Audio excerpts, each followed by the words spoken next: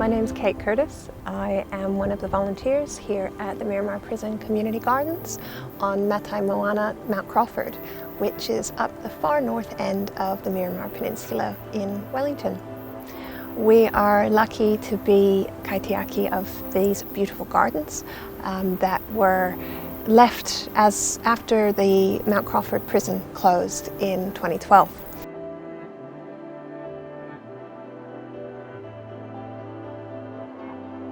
So we know that the area of the gardens has been used to grow food for at least 130 years by prisoners.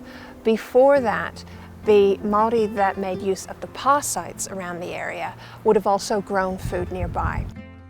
Something that's pretty special that we discovered not long ago was a line of karaka trees down the southern border of the gardens. There's a gigantic one up in the corner too that's really old. Now, karaka are not endemic, they're not native to Wellington. They've been brought in and they were cultivated as a food source by Māori. We've had advice from horticulturalists at Zealandia that those karakas are most likely planted and cultivated by Māori in this area. So it's pretty cool that we've got this quite long history of growing food in this area.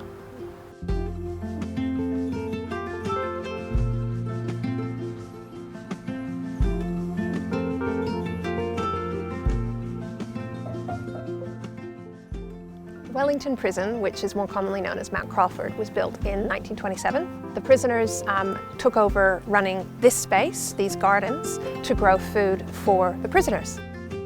So it was used to produce vegetables, fruit from the trees, a lot of pumpkin. We have records of 300 pumpkins being grown one year. The prisoners got really sick of pumpkin at that point.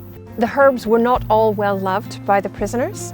Some of them would complain about little bits of green grass in their gravy when the cooks tried to use the vegetables and the produce. But they ate pretty well for prisoners at that time.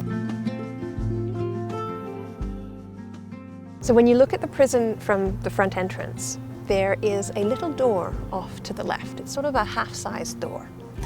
That's the door that the bodies of deceased prisoners were taken out from.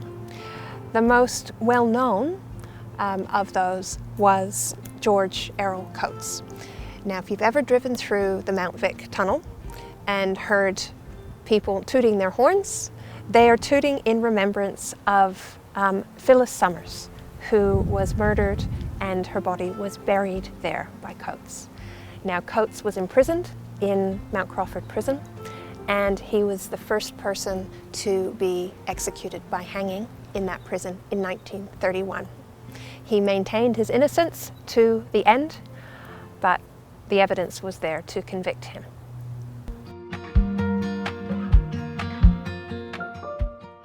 The most significant structure that's still in place today is Fort Balance.